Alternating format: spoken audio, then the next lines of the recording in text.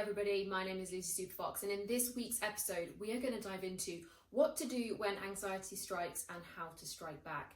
I'm sure in the past you have felt the overwhelming anxiety rise up inside of you in what feels like out of nowhere and can sometimes feel like it spins you out of control. In this week's episode, I'm going to break down why that happens and how to create instant and rapid relief. So without further ado, let's dive in. Hello everybody, welcome back to the Lucy Superfox Show. My name is Lucy Superfox, this is my podcast, YouTube and varying other video formats. So today I want to talk to you about anxiety. Anxiety is something that has become almost a chronic condition for a lot of people.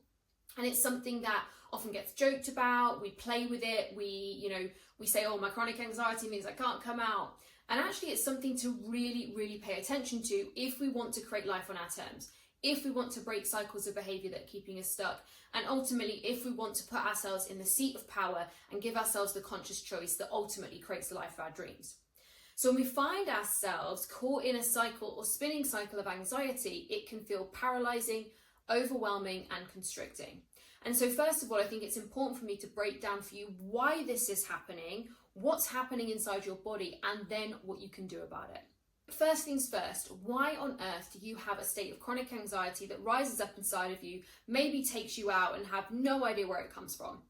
Now, as somebody who had what's often referred to as high functioning anxiety, which means that I was chronically anxious as a person, but I used movement, momentum, performance, striving, achieving as my way to control my anxiety, actually I can tell you that there was something driving that anxiety. There was a feeling underneath, and that anxiety was a better feeling than the feeling underneath. And for me personally, that feeling underneath was shame. Now, I could never have labelled that feeling as shame before. I would have called it not feeling enough, not feeling good enough, never feeling like it's enough. In fact, the word enough became a word I used so often I felt like it was my buzzword. But when there is something driving or creating that state of anxiety inside of us, that's the thing we need to look at first. Because what happens inside our nervous system when we're caught in this chronic cycle of anxiety, which is often referred to as flight mode, when we think about the sympathetic nervous system, or often called survival mode, anxiety lives on the branch of the sympathetic nervous system, which we refer to as flight. That feeling of wanting to run away, that feeling of wanting to hide, that feeling of kind of overwhelming spinning in your chest. So what happens is we have to stop thinking, why am I anxious? And instead, what's driving my anxiety? Because a lot of the time we're trying to stop feeling anxious. We're trying to stop feeling a physiological or physical state. But when that happens, what we're actually doing is numbing and depressing a feeling that, granted, may feel incredibly overwhelming. And I'm not here to not tell you not to do that. But what I want to bring your awareness to is that anxiety doesn't live without cause. We only find ourselves in our sympathetic nervous system or state, whether that's fight or flight mode, whether that's rage or anxiety, we only find ourselves there when we are in perceived threat or perceived danger. Now, a nervous system that has gone through chronic periods of stress, maybe early adverse experiences, difficult things, or even, in fact, of course, I'm going to use it, the word trauma, and remembering that trauma is not a list of events that did or didn't happen to you, but trauma is how safe we felt within a number of experiences we've had in our life. When we have had those experiences, and sometimes they happen on such a frequent basis, that can become our chronic baseline. A chronic baseline of feeling unsafe, a chronic baseline of perceived threat or danger. And this is where the nervous system can then find itself stuck in this anxiety state of flight, where we're constantly scanning our environment for threats. We're constantly looking outside of ourselves to try and manage and control, in the hope that that means that we'll be able to not feel anxious, or that we'll not feel panicked, or that we'll not feel shock. And often that's what it is. We're caught in this flight mode because it's better than fight mode. The feeling of being full of rage or anger or shock or terror, right? Because it's another side of the nervous system called the dorsal vagal. When we drop into that freeze mode, that shutdown mode, that feels so debilitating to us that we would rather, and this is why I say sometimes we unconsciously choose, we would rather feel chronically anxious than chronically shut down. But ironically, when people are trying to buffer their anxiety, they're trying to numb their anxiety, trying to dull their anxiety, they're actually shutting themselves down. And so we have to look at what is driving the anxiety. Now, this is not an exercise you do on your own and write down and think, right, well, it was that trauma and that thing happened, because sometimes This can bring up things that are much bigger and much deeper. And this is why work with somatic therapists or in traditional psychotherapy and psychology work and psychiatry can be so incredibly supportive for people when they are cognitively led or when they are very highly intellectual. Like a lot of the clients I work with, they're very women up in their head who like to understand, right? Like I always used to say, if I know why or I know how, then I'm safe. And that was an illusion. It was a story I told myself.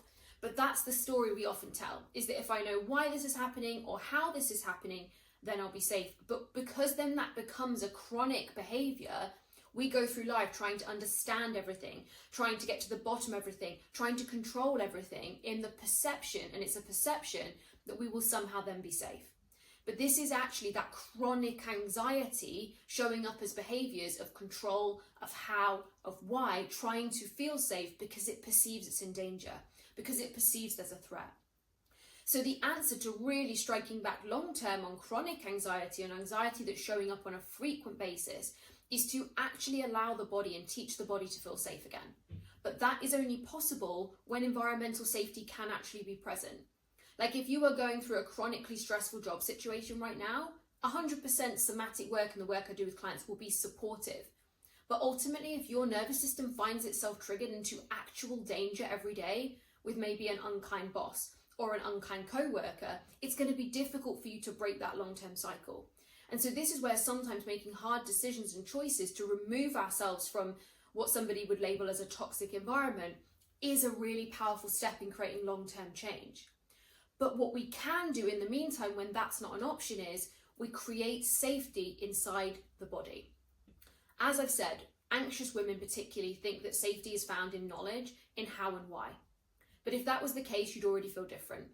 You already know that you have a job, you have a house, you have a partner, maybe there's money in the bank. You already know that about yourself. You already have the foundations of physiological and physical safety. But what you don't have is a felt sense of safety. Because if you did, anxiety wouldn't be running the show. And this is the magic of the work, not only I do with clients inside root cause therapy, but the magic of somatic work in general, is that because when it gets you out of your head and into your body, what you then start to do is to experience safety. And when you start to experience what it's like to feel safe, the body doesn't feel that chronic need to protect you and that chronic need to keep you in flight mode. That chronic need to keep you running and chasing and seeking and hunting and performing and proving and pleasing and whatever behavior shows up inside your chronic anxiety. So if that behavior is chronic, I'm calling you out to say, then you need to create a more stable sense of felt sense of safety inside your body if you want that chronic anxiety to shift and change. Our emotions are useful. They are storytellers, they are teachers, they have a lot of wisdom inside them. They have lessons to teach us, they have experiences to offer us, because every time we've shut them down and pushed them away, we've failed to learn the lesson, we've failed to experience something fully, and that's why they keep showing up. But until we are in a place where we can feel safe enough to feel all the things that emotion has, it's going to be very difficult for us to heal and really move on. And this is why creating a felt sense of safety in small ways, like the things I offer inside my 11-pound emotional mastery toolkit, so emotional freedom technique, my A to E signature process for rapid relief, a very active walking meditation, moving the body whilst actually allowing it to feel safe at the same time. Like, these are tools that I offer in such a low cost way inside that toolkit, but these are also things you can find inside any somatic practice, a body-based practice that offers you the opportunity to feel a felt sense of safety. Because as we start to build a felt sense of safety in very small ways over time, right, and there's a great word called titration, which often refers to like medicines. You might titrate a medicine up or down. We don't want to jump into safety, right? We titrate into feeling safe over time. So the nervous system trusts that it actually is safety, not an idea, not a concept, not a one-time thing. You can't quantum leap safety. That's one thing I don't think you can quantum leap. But what you can do is create a felt sense of safety slowly over time through these small methods, through the things I give you for 11 quid. I mean, that toolkit is literally insane value. You get a 45-minute plus masterclass on emotional mastery, on what's happening inside your nervous system, how to shift your emotional state, and so the why and the how, and also giving you the practical tools. Plus, you've then got the instant relief video library that includes multiple emotional freedom technique videos for anxiety, overwhelm, fear, and never feeling enough. And on top of that, my A to E signature process for instant and rapid relief from emotional states. So if you are ready to start creating that felt sense of safety in those small ways, you can get the toolkit at lucysuperfox.com/toolkit for 11 quid. Once we then start to create that felt sense of safety in small ways over time, that then gives us the capacity and the room. And capacity is such a fluffy word, but what it really means is it gives us the bandwidth or the space to actually then be able to do the deep work to heal the root cause of the anxiety, the root cause of the fear, the root cause of the overwhelm. And this is the magic of work like root cause therapy, which brings in the somatics, which brings in the energetic safety at a root cause level, but also allows the opportunity for cognitive understanding, for your superconscious or your connection to something greater to come in and offer wisdom that might be more supportive than the negative wisdom that maybe your emotions bring with them. So over time, you create a felt sense of safety and the chronic anxiety starts to slide away. So when we find ourselves in any kind of chronic scenario, whether it's chronic illness, whether it's chronic pain, whether it's a chronic emotional state, that is because the body has conditioned itself that this is who we are. This is what we're available for. This is what is possible for us. And this is the place where we are going to be safe. And safety to a body is familiar. It's known. Doesn't mean it's what you want. So when you feel a chronic emotion like chronic anxiety, chronic fear, chronic overwhelm, that's because that's a default setting. That's become the thing that you default to when life gets hard, or default to when you feel any kind of emotion that feels unfamiliar. Sometimes this happens to people when they feel joy. When they feel like they feel happy, they suddenly will then go into a chronic state of anxiety and fear because they have no idea how to be happy. They'll go into a chronic state of overwhelm when they feel love. Because if we have a nervous system that has not been taught, and very few of us were, and I say that to reassure you, not because you're broken or wrong, very few of us were taught how to understand and feel emotions at a young level. You know, I say this all the time. I was raised in a behaviorist generation, a performance generation, a generation that's about what we did and about how we performed rather than how we felt and who we were. Here's to the next generation of parents who are raising kids based on who they are as a person and how they feel. I'm here for it. I'm here for the conscious parenting. So whilst our default settings become things that we don't like, they are going to be the things that we default to. They're going to be the patterns that we fall into, the grooves in the carpet that we just drop into every single time. And this is why they feel chronic, because they are unconscious. They are happening without your understanding. They're happening without your conscious thought. And this is where getting to creating that felt sense of safety inside the body starts to rewire and reclaim your power, right, over that default setting to create safety as that default instead. Because I say this all the time, it's probably going to be the thing I'm quoted for, one of many, but one that I hope to be quoted for, which is emotional safety is the foundation of all good things.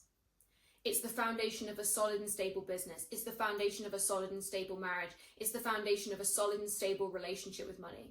It's the foundation of receivership of love, receivership of abundance, receivership of criticism, receivership of negative things, so that we can experience them, have them, process them, learn from them, and then move on. A nervous system that has flexibility, the ability to handle things, it has capacity, it has bandwidth, is a nervous system that has a solid foundation of safety. Emotional safety is the foundation of all good things. And that does not mean we feel calm all the time. It does not mean we feel joy all the time, but it means that we have a foundation that is not a default setting, that is not chronic anxiety, chronic overwhelm, and chronic fear when we create felt safety inside the body. And again, if you're curious about this, you want to find out more, you have no idea, you're like, this is new to me, get the £11 toolkit. It is the perfect way to start your journey into felt safety, because emotional safety is the foundation of all good things. So now let's talk about when anxiety strikes and it isn't chronic for you. Maybe it's something that swings in like a baseball has been, I don't know, I used an example of a baseball, I'm not American, but when a baseball swings in, I think it's that motion of like a swing, like a tennis ball, and it goes boom, and it sideswipes you. What do you do about anxiety when it sideswipes you, catches you out, pulls you out, and you're like, oh my fucking God, where did this come from? Here's the answer. There is probably something that happened without your conscious awareness. There was either an experience or an event that triggered something, and I use that word lightly, it's overused right now, that triggered something inside of you in an unconscious way that made something feel true, something you didn't like, or something that you know to be true but you didn't want to hear or you weren't ready to. Something that feels familiar to a nervous system. And this is where kind of root cause beliefs and unconscious beliefs, often we're triggered by things that resonate with us. So if you've never heard me say this, resonance means that when we say we resonate with that, oh, I resonate with that, Lucy, that means it's a similar frequency. It means we hold the frequency of that truth inside our body. And so when we're triggered, that's resonance too. That's resonance on a level that maybe isn't supportive, or it's on a level that doesn't feel good. And so when we're triggered by something and we're sideswiped into, let's say, anxiety, we've been triggered into a state of anxiety, what I then hear is, I've been triggered into a state of perceived threat or danger. I have been triggered into a place where my body feels chronically unsafe. And whether that's because there's a belief underneath that that's making me feel unsafe, that I need to cover and smother and hide and run from, or whether actually there's an experience that I've had where that was the outcome, or there's a pattern here, right? And our nervous system uses different things to decide how safe we feel. And it's called neuroception. It happens without conscious awareness. But what happens inside neuroception is it will look at, internal, external stimuli. So the conversation you have with someone, and also how you're feeling inside your body. So if you wake up and your histamines are high and that makes you feel anxious, your body might go, oh, fucking hell, we're anxious. Shit, what's going on? Are we bad? Are we good? Is everything okay with money? Is everything okay with our marriage? Right? That's neuroception, right? When you feel a physiological state inside of you, it's internal stimuli, it might give that meaning.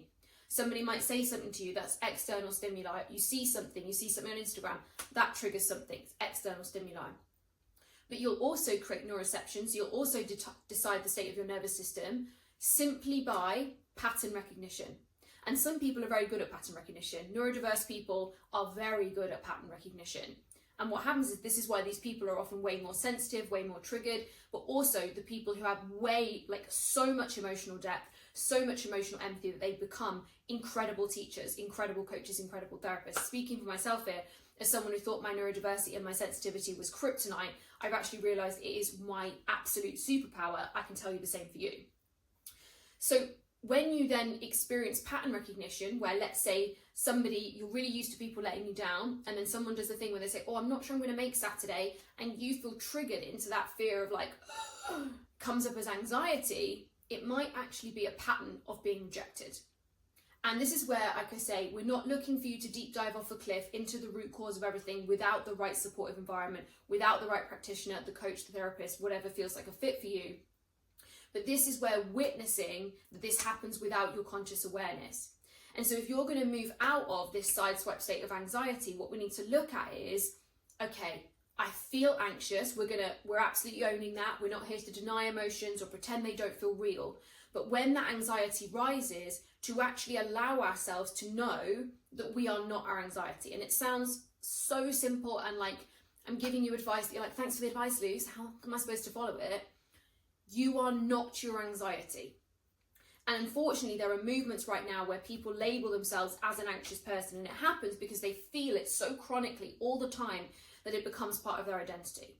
But if this for you has felt like a sideswipe, that doesn't mean you're about to become an anxious person. It doesn't mean anxiety is going to be here forever. But if you don't pay attention to it, it's going to keep coming up. And so the first step when anxiety sideswipes you is to be aware and actually get honest about the fact you feel anxious. To bring real awareness to what the emotion is. Sometimes we confuse anxiety for worry, or nervousness, or fear, or confusion, and we label it all as anxiety. Now, anxiety can create a myriad of things physiologically in the body, including brain fog, including a tight chest, including tense shoulders. But actually, maybe it's not anxiety, maybe it's nervousness, maybe it's excitement, maybe it's worry. And so the first step is to really allow yourself to say, what is the emotion? This is actually the first step of my 5-step signature process to creating instant relief and rapid relief from your emotions that feel like they're taking you out. So if you haven't already explored the toolkit, you can do that at lucysuperfox.com/toolkit. So the first step being awareness is we're not looking to dive deep. We're not looking to hunt. We're not looking for the how and the why. We're simply getting aware of what is the actual feeling. Because when clients inside root cause therapy sometimes say to me, oh, I've been really anxious or I've been really stressed, and we dive into it a little bit deeper because it's that safe environment, what we often establish is it isn't anxiety at all. It was actually worry, and it was about something really specific. And why that's empowering is that allows us to look at the specificity of that thing and realize that we're not just generally worried or that we're not becoming an anxious person. but we start to have awareness of where there is either personal growth work to do or where there is healing work to do on certain areas, certain beliefs, certain experiences, or where there is a lack of felt safety inside our life experience. And so when this happens, what this really is a mirror for where you don't feel safe or where something doesn't feel normal. So when I recently got sideswiped into what I've called my anxious attachment style, and I will be doing a lot of podcasts on attachment styles.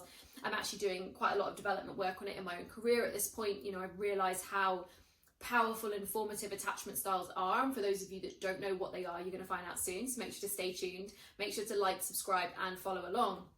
But when my anxiety sideswiped me, you know, after not really feeling kind of that chronic anxiety for probably about 2.5 years, or that state of generalized anxiety for probably 2.5 years at this point, coming into this, having sideswiped into a kind of a wave of anxiety when something happened in my personal life, I was really fucking mad about it, I'll be honest. I was really mad about it because I was like, come on, I've been feeling great, you know?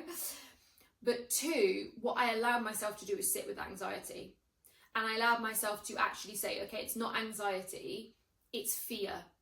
It's fear that a pattern is about to repeat itself, right? So I could witness that this was a fear I'd experienced before because I was really aware, I labeled it, I was able to name what it actually was. I was able to identify the cause. That's not always possible, but I was able to identify the cause.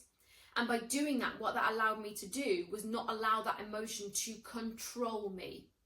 I was able to witness my emotion. I was able to separate myself from it and realize there was work to do there, right? There was healing work to do there, maybe even some development work to do there, which I've been doing. But more than anything, I was able to witness that I didn't have to let it consume me. And I think that's the difference. We want to experience our emotions. That's part of being human. In fact, it's the best part about being human, but we don't want them to consume us. And when something becomes chronic, it's because it's consumed us. So when anxiety shows up, that's actually your nervous system doing its job. When anger shows up, your nervous system is doing its job. When rage shows up, your nervous system is doing its fucking job. It's doing its job. It's when it doesn't leave that we have to figure out why the body isn't able to drop back into that place of safety. And when we live lives like we live with chronic stress, chronic fear, chronic noise, chronic negativity, it's not really shocking. But this is why we have to take responsibility for our own emotional health by doing the inner work to create felt safety, but also being willing where it's relevant to do the growth work or to do the deep dive healing work with someone such as myself, a root cause therapist, or another practitioner that feels good to you. And so when you get sideswiped by an emotion, like I said, the first step is awareness. The second step, if you have bandwidth and capacity, and that's what you have to decide as a grown adult, is to allow yourself to sit with that emotion. But this often comes as something that maybe you need to work through with a therapist of some sort first, because unless there is a foundation of felt safety there to feel this emotion, it feels like it's never going to leave. But it is. When we allow an emotion to be fully experienced, it will close the loop and you will come back to whatever your default setting was.